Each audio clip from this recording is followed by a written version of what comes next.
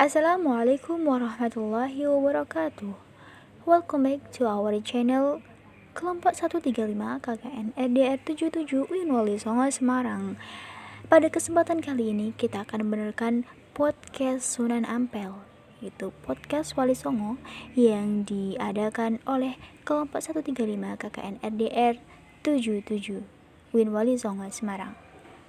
Oke, silakan menyimak teman-teman.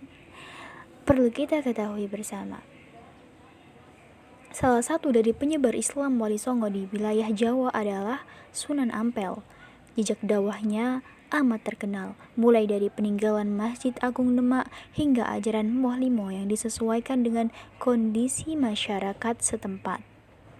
Sunan Ampel bernama lengkap Raden Muhammad Ali Rahmatullah atau Raden Rahmat, lahir di Champa atau Kamboja sekitar 1401 Masehi. Ia tergolong keturunan bangsawan, anak dari ulama besar Syekh Maulana Ibrahim, sekaligus juga keponakan dari Raja Majapahit. Karena gonjang-ganjing politik di Champa sekitar abad 15, Raden Rahmat melakukan perjalanan ke daerah Jawa untuk menunaikan misinya menyebarkan agama Islam.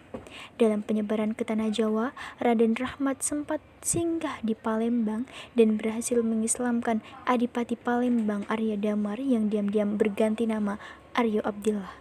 Ia juga singgah di Tuban dan berlabuh di Majapahit. Karena hubungan baiknya dengan Raja Majapahit kala itu, Prabu Brawijaya, Raden Rahmat diberi sebidang tanah di Ampel Denta, Surabaya. Di sanalah basis pertama dakwah Raden Rahmat berdiri. Ketika ia menyebarkan Islam di kawasan Ampel Denta, ia dikenal sebagai Sunan Ampel. Di kawasan Surabaya itu, dakwahnya dimulai dengan mendirikan pesantren Ampel Denta. Ia mendidik kader-kader penyebar Islam. Di antara murid-murid Sunan Ampel yang terkenal adalah Sunan Giri, Raden Patah, Raden Kusen, Sunan Bonang, dan Sunan Derajat. Dakwah Islam yang dilakukan Sunan Ampel bersamaan dengan lemahnya posisi kerajaan Majapahit. Kendati Prabu Brawijaya menolak masuk Islam, namun ia menghormati posisi Sunan Ampel dan mengizinkan dakwahnya, asalkan tidak dilakukan dengan pemaksaan.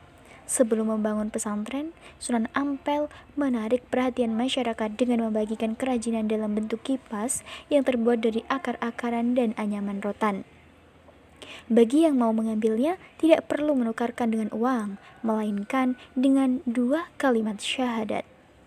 Mengenai kondisi masyarakat kala itu, banyak dari mereka menganut animisme, bersemadi, judi sabung ayam, minum minuman keras, dan lain sebagainya yang bertentangan dengan ajaran Islam.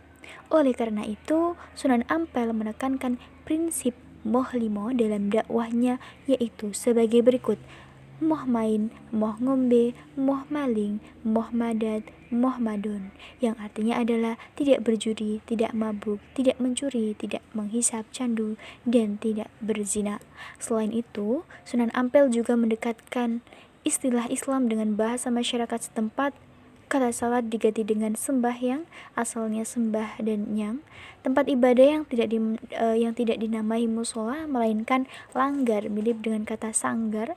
Kemudian orang penuntut ilmu diberikan nama santri yang berasal dari sastri, yaitu orang yang tahu kitab suci Hindu. Dakwah Islam Sunan Ampel juga melalui jalur politik. Dalam buku Atlas Wali Songo yang ditulis oleh Agus Sunyoto tahun 2016, Sunan Ampel menjabat sebagai penguasa Surabaya menggantikan penguasa sebelumnya, Arya Lembu Suro, meninggal. Sunan Ampel juga menjalin jaringan dakwah dan kekerabatan melalui perkawinan putra-putri penyebar Islam dengan penguasa Majapahit.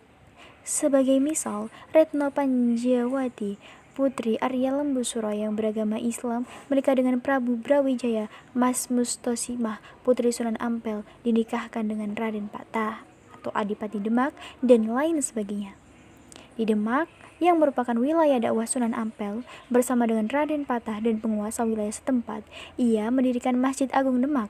Nama Sunan Ampel diabadikan menjadi nama salah satu dari 4 tiang masjid tersebut.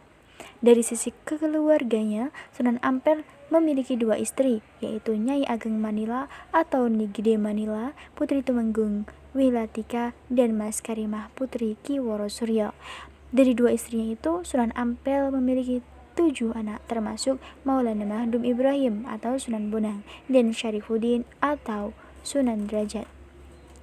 Sunan Ampel diperkirakan meninggal pada 1481 Masehi di Demak. Ia dimakamkan di sebelah barat Masjid Ampel, Surabaya.